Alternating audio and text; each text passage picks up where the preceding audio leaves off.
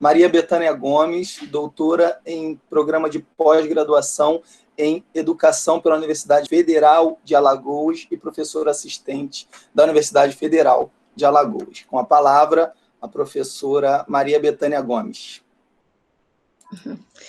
Bom, gente, eu quero primeiramente cumprimentar, o professor Ciro e a professora Sandra pela oportunidade de compartilhar esse momento, principalmente por estar compartilhando também com a professora Edna, que foi minha orientadora de mestrado e de doutorado, e, sobretudo, é uma paixão, Eu digo a nossa estudante aqui, a aluna Luz, Eu digo sempre para a Edna que ela é uma luz, um anjo, sempre digo isso para ela, porque a gente tem pessoas assim em nossas vidas, Então, ela tem sido essa pessoa, mas eu quero agradecer a todos os estudantes da nossa universidade ou de outras universidades que estão aqui conosco, as famílias, porque eu sei que nesse momento, às vezes, tem aquele que fica ali escutando, eu não sei se é a luz, às vezes é o companheiro, às vezes é um filho, às vezes é uma mãe, e isso é tão importante para a gente entender o valor da universidade pública nesse país.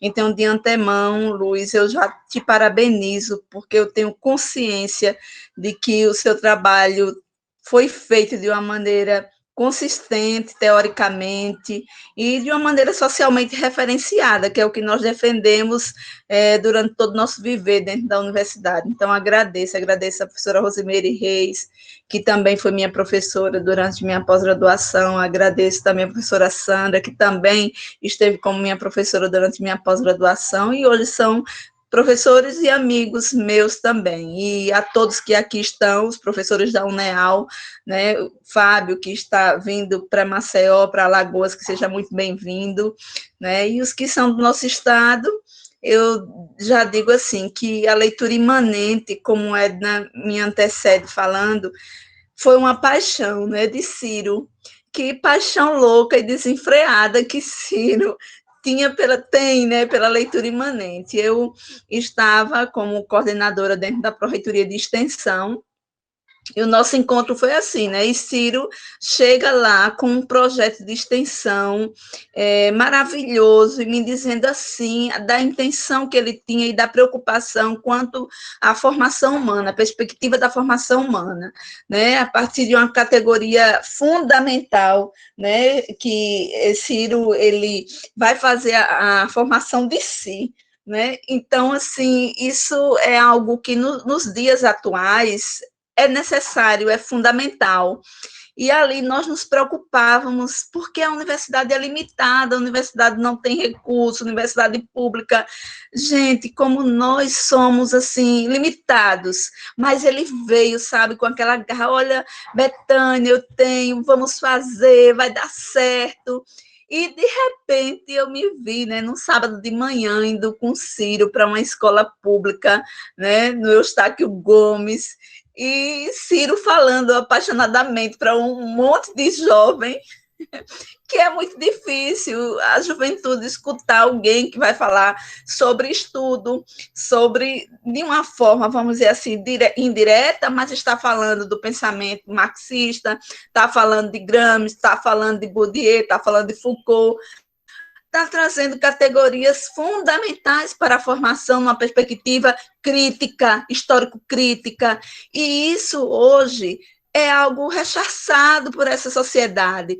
E nós, enquanto professores da universidade pública, sabemos o quanto esse lugar é fundamental para os estudantes das classes populares, para os filhos e filhas da classe trabalhadora. É o meu norte, é o meu ideal. E assim eu me apaixonei, Me abracei com o Ciro. Eu queria participar do grupo, mas eu tinha 1001 demanda para dar conta.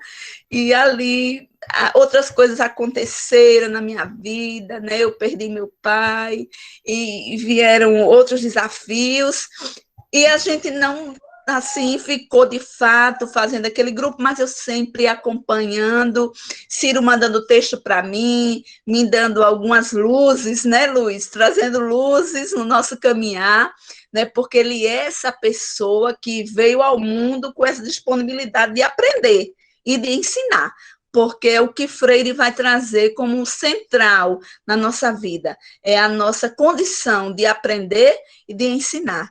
Então, ele vai fazer isso conosco. Eu aprendi, comecei a ler, né? E ali ele ainda estou com os textos dele. Hoje eu fui pegar novamente os textos e eu digo que coisa tão maravilhosa, que coisa tão deliciosa. É a gente entender. Aí eu vou voltar lá, né? Em Freire, que ele vai dizer assim: afinal, né, o espaço pedagógico é um texto para ser constantemente lido, interpretado, escrito e reescrito.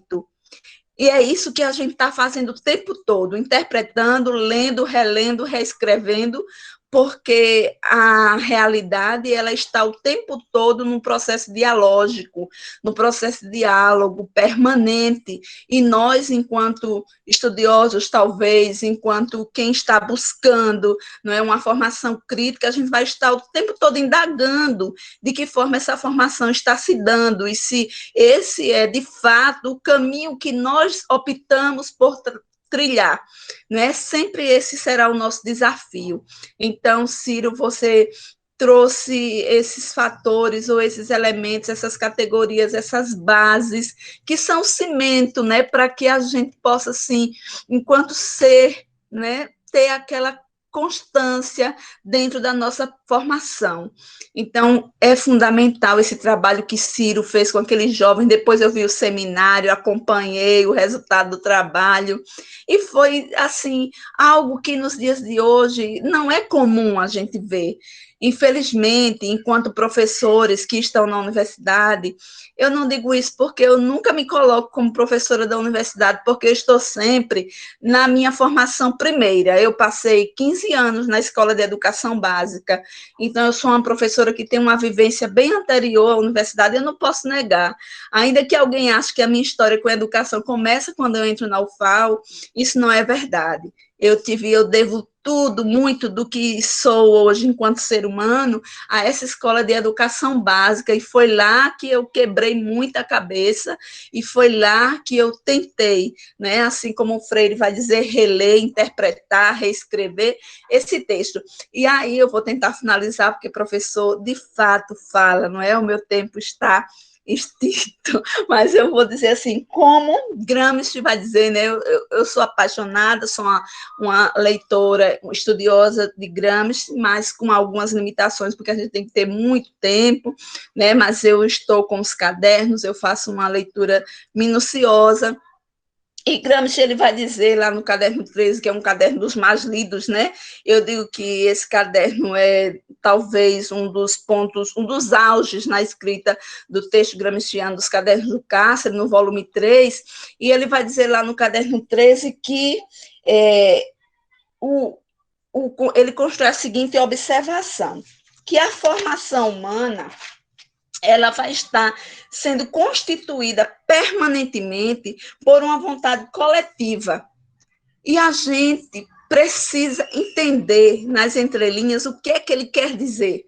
Ele vai dizer justamente o que Ciro está fazendo, que a formação humana ela é coletiva, ela não pode se dar individualmente, que a gente é um ser coletivo e que o grande desafio de cada um de nós, enquanto ser humano, é essa coletividade para que a gente não seja um homem-massa, para que a gente não se coloque diante do que muitos estão fazendo hoje, que é essa massa tão fácil de se cooptar e que, infelizmente, não tem consistência teórica para que a gente rebata e combata esse pensamento tão alienante, tão estranhado de si, de si. Então, conhecer a si mesmo, conhecer o outro e fazer disso um processo coletivo de luta política, porque Gramsci vai defender sempre a formação política. É o que me fez me apaixonar por ele loucamente também, viu, Ciro? Me apaixonei por Gramsci loucamente. Até hoje, faz 10 anos que eu estou tentando buscar nele, porque ele também sofre muito e é alguém que assemelha-se a mim diante da trajetória que ele viveu. Então é isso, Luiz. Parabéns, parabéns. Parabéns a cada um que está aqui pelo esforço. Parabéns a Ciro por ser essa pessoa que está está adiante de nós, porque ele já leu tanto que eu me sinto uma formiguinha assim perto dele, mas eu quero beber nessa fonte sempre. Então, Luiz, que o seu trabalho realmente continue lançando luzes, aqueles que virão. Eu vou ler, sim, o trabalho e parabenizo a vocês por esse movimento e a Ciro, principalmente, porque ele está, de fato, assim, é muita coragem. É muita coragem. É Guimarães Rosa. A gente precisa desse homem, coragem. Então, muito obrigada por essa oportunidade e é uma noite muito feliz.